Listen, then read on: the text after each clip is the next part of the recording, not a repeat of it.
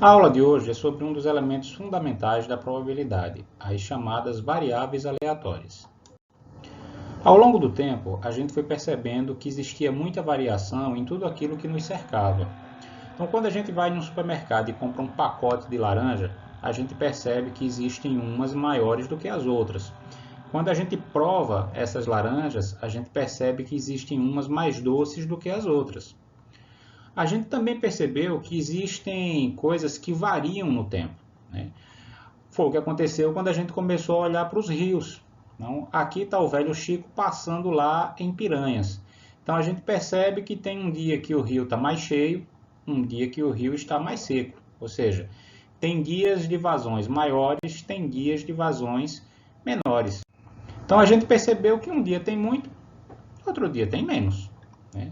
Mas existem algumas perguntas que são difíceis de responder, né? Por exemplo, quanto passa de água no velho Chico? E agora, como é que a gente responde isso daí?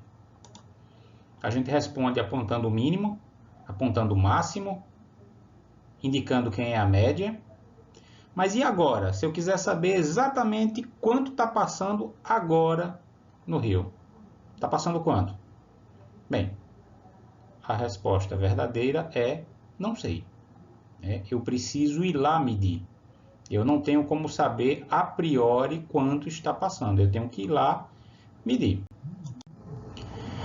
Essas questões, né, como eu falei, elas ainda são complicadas de serem respondidas até hoje. Então, os grandes avanços começaram só quando a gente começou a estudar questões menores, como o lançamento de uma moeda. Se eu lançar uma moeda agora, vai dar quanto? Não sei. Eu preciso lançar a moeda. E se eu lançar 2 dados, quanto é que vai dar a soma? Bom, também não sei. Eu preciso lançar os dados. Então, perceba, uma variável aleatória é uma variável cujo valor não pode ser antecipado. Ela é o resultado de algum evento prévio. Por exemplo, lançar a moeda, lançar os dados, medir a vazão. Só depois que esse evento acontece é que a gente tem condição de ir lá ver e medir quanto deu a vazão, quanto deu na soma, se deu cara ou se deu coroa. Então veja, toda variável cujo valor não puder ser antecipado é uma variável aleatória. E ela sempre vai ser o resultado de um experimento de probabilidade, de um processo aleatório, de um evento prévio. Aconteceu alguma coisa e aí só então é que a gente consegue ver qual é o resultado que a nossa variável aleatória ela assumiu. Então vejam, tudo começa na observação. Com a observação vem os dados. Com os dados vem a possibilidade de resumi-los. E com esse resumo a gente começa a conhecer o comportamento da nossa variável aleatória. Então veja, não é porque eu não sei qual é o valor que a variável aleatória vai assumir que eu vou ficar à mercê da incerteza. Então, o resumo de dados ele é extremamente importante porque ele nos ajuda a domesticar essa variável aleatória. E como é que essa domesticação ela acontece? Ela acontece através das medidas de resumo. Eu conheço quem é o valor médio, eu conheço quanto de variação tem dentro dessa variável aleatória, eu começo a conhecer como ela se distribui, se ela se distribui mais perto do máximo, mais perto do mínimo, se ela se distribui mais em torno da média, como é que ela se comporta. E com isso eu começo a descobrir quais são os valores mais prováveis, né? O que é mais fácil de acontecer. Do ponto de vista formal, né, a gente vai encontrar algumas definições, mas independente da referência que vocês utilizarem, as definições são praticamente iguais. Como é o caso da definição dada por Larson e Faber no livro Estatística Aplicada. Só lembrando, este é um livro que consta na nossa biblioteca. Então, na primeira oportunidade que vocês tiverem, ou comprem o livro, ou passem na biblioteca e peguem um exemplar para estudar. Então, lá na página 155 desse livro, a gente encontra a seguinte definição. O resultado de um experimento de probabilidade é chamado de variável aleatória. né? E a palavra aleatória indica que x é determinado pelo acaso, onde x é a variável aleatória. Então, o que é que significa ser determinado pelo acaso? Significa não ter causa aparente. Não existe razão conhecida para que aquela variável aleatória assuma aquele valor. Percebam também que a mesma classificação que a gente deu lá atrás para os dados serve também para agora classificar as variáveis aleatórias. Então, uma variável aleatória ela é discreta quando os valores que ela pode assumir são sempre números inteiros. Ela será contínua quando os valores que ela assume são sempre valores reais. Quando a gente muda de referência, né, como eu falei, as definições permanecem praticamente iguais, mas a gente sempre encontra um detalhe a mais, um macete, né, um atalho que facilita a nossa vida. No caso aqui do livro Estatística Aplicada e Probabilidade para Engenheiros, do Montgomery, que, mais uma vez, tem lá na nossa biblioteca, então ou comprem o livro ou passem lá para pegar um exemplar, né? O que ele traz a mais, além de uma definição praticamente igual, é a notação. Então veja, uma variável aleatória, ela sempre vai ser representada por uma letra maiúscula. E um valor que essa variável aleatória assume sempre vai ser representado por uma letra minúscula. Então, x maiúsculo é o nome da variável aleatória. X minúsculo é um valor que ela pode assumir. Vocês devem estar se perguntando, né, qual o sentido prático de uma variável aleatória, né? O que é que isso tem a ver com o nosso dia a dia?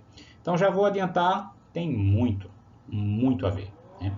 Então vejam só esse livro aqui, O Andar do Bêbado, que é um livro sobre estatística, não é um livro de estatística. Veja o subtítulo dele, Como o acaso determina nossas vidas, né? Pode parecer que essa conversa de variável aleatória não tem nada a ver, mas ela tem um papel extremamente importante no nosso dia a dia. Então, no último capítulo desse livro, que leva o nome do próprio livro, tem uma passagem que eu achei muito interessante, que eu vou ler aqui para vocês. Se diversas firmas de tamanho semelhante entrarem juntas no mercado, pequenos eventos fortuitos, pedidos inesperados, encontros casuais com compradores, palpites gerenciais ajudarão a determinar quais delas farão as primeiras vendas e, ao longo do tempo, quais delas acabarão por dominar o mercado. Vejam, né, esses eventos fortuitos que ele coloca são eventos aleatórios, né? A gente vai no supermercado e, por acaso, encontrou alguém, né? Às vezes a gente dá uma topada, derruba tudo que está no chão e encontra ajuda em alguma pessoa. E aí a gente ali vai, pergunta o nome, pergunta no que trabalha e o camarada diz, rapaz, eu trabalho vendendo remédio. Eu digo, rapaz, eu estava justamente precisando de alguém que estivesse vendendo um remédio. E nisso acontece uma compra e nisso se estabelece uma relação de parceria que começa em duas pessoas e termina em duas empresas. E isso começou onde? Numa topada dentro do supermercado. Então, às vezes a gente não acredita que esses eventos aleatórios, essas variáveis aleatórias, elas guardam relação com o nosso dia a dia, mas guardam e guardam muito. E como é que a gente mensura isso, né? Como é que a gente quantifica isso? A gente quantifica isso operando com variáveis aleatórias, que é o que a gente vai ver agora. Então, seja uma variável aleatória x que possa assumir os valores x1, x2 até xn. Se a gente está diante de uma população, se esse conjunto de dados representa a população, a gente já sabe que calcula média e variância desse jeito aqui, usando essas fórmulas. Onde a média é representada pela letra grega mi e a variância representada pela letra grega sigma. Se a gente está diante de uma amostra, ou seja, esse conjunto de dados é apenas parte do todo, média é calculada do mesmo jeito. A única coisa que muda é o nome. Eu saio do mi para um x-bar. No caso da variância, há uma mudança pequena. ao invés de dividir por n, eu divido por n menos 1. Ok, né? Agora, e se eu definir uma nova variável aleatória y, tal que y é igual a x mais uma constante c? Para cada observação, eu sempre somo o mesmo valorzinho. O que é que acontece com média e variância dessa nova variável aleatória? No caso da média, a gente parte da definição, onde a média é o somatório de todos os yi dividido por n. Ok, mas quem é o yi? Xi mais c. Então, quando a gente manipula, né, essa expressão, a gente percebe que a média é a média antiga mais a constante. A única coisa que eu fiz foi transladar a minha variável em C, né? E mais nada. E como fica a variância? De novo, vou partir da definição, né? Onde a variância é a soma dos quadrados das diferenças de cada observaçãozinha em relação à sua média. Quando a gente manipula esses valores individuais, né, de yi e de y barra, a gente percebe que simplesmente não tem nenhum impacto na variação. Somar uma constante a uma variável aleatória não mexe na sua variabilidade. E como a gente percebe aqui, tanto faz ser para uma amostra quanto para uma população. Ok. E se ao invés de eu somar, eu multiplicar? E a minha variável y for agora cx, onde c é uma constante. O que é que acontece com média e variância nesses casos? De novo, partindo, né, da definição de média, a gente encontra que a média de y é a média de x multiplicada pela constante. No caso da variância, de novo, partindo da definição, manipulando os dados, a gente percebe que a variância é a variância antiga multiplicada pelo quadrado da constante, né? Em termos de desvio padrão, né, o desvio padrão de y é o desvio padrão de de x, multiplicado pela própria constante. Agora, e se y for do tipo ax mais b, onde a e b são constantes? E se ela não for? O que é que acontece com média e variância? Bom, se ela for desse jeito aqui, né, ax mais b, eu vou deixar como exercício para vocês. Se ela não for, que é o caso mais emocionante, eu vou mostrar para vocês agora. Então, sejam x e y variáveis aleatórias quaisquer que possam assumir, respectivamente, os valores x1 a xn, y1 a yn. Agora, seja z uma variável aleatória definida pela soma de x e y. Então, o que é que aconteceria com a média, né? O que é a média da soma? De novo, partindo da definição, eu tenho que a média de z é o somatório de zi sobre n, onde zi é xi mais yi. Quando a gente manipula essa expressão, separando cada um dos termos, a gente percebe que a média da soma é a soma das médias. E, de novo, tanto faz se é uma população ou se é uma amostra. No caso da variância, como é que ficaria? Partindo mais uma vez da definição, né, onde a variância é o somatório dos quadrados das diferenças de zi em relação à sua média. Quando a gente manipula essa expressão, a gente chega nessa última linhazinha aqui, ó, onde a gente já percebe que apareceram as variâncias individuais de x e de y. Mas apareceu também um termo cruzado, juntando x e y ao mesmo tempo. Quem é ele? O que é que ele faz? Qual é o sentido dele? Veja, a variância é o quanto uma variável aleatória carrega de variabilidade interna, é o quanto ela varia com ela mesma. Mas esse termo aqui, ele me diz o quanto x e y variam juntas. Então, esse termo aqui, ele é definido como covariância de x e y.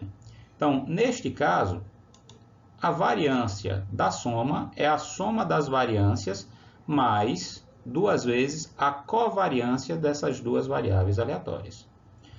Aqui tem um aspecto muitíssimo importante. Quando essas duas variáveis, x e y, elas são independentes, ou seja, uma não tem nada a ver com a outra, esse termo de covariância zera.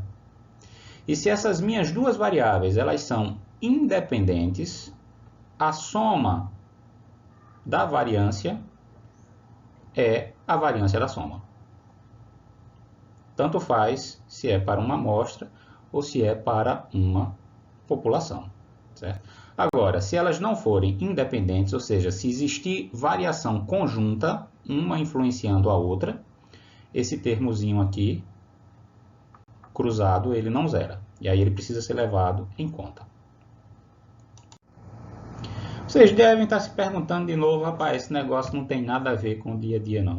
Isso e realidade são coisas que estão completamente separadas. Infelizmente, quem estiver pensando desse jeito está enganado. Tudo isso que a gente viu, que a gente discutiu, esses somatórios malucos, eles guardam uma relação muito forte, muito próxima e muito importante com a nossa realidade. Então, esse livro que vocês estão vendo aí a capa, As Leis do Acaso, como a probabilidade pode nos ajudar a compreender a incerteza, é mais um livro sobre estatística, não um livro de estatística. Então, é um livro que eu já li, recomendo que vocês leiam, né? E ele traz um exemplo interessante, né? Ele puxa, né, as nossas alturas, né? Então, como ele coloca aqui, o exemplo dos livros-texto é a altura das pessoas. E o resultado é um gráfico cuja forma é uma curva do sino, bastante irregular, né? Aqui atrás, né, a gente consegue ver essa curva. O problema, como vocês veem aqui embaixo na legenda da figura, né, é explicar por que ela não é perfeitamente simétrica. Por que ela é meio dentada aqui, né? Por que ela é meio troncha para um lado. Bom, ele começa a explicar e vocês vão ver que a coisa faz sentido, né? Veja, aí não faz diferença entre homens e mulheres. Mas veja, já apareceram dois grupos, homens e mulheres.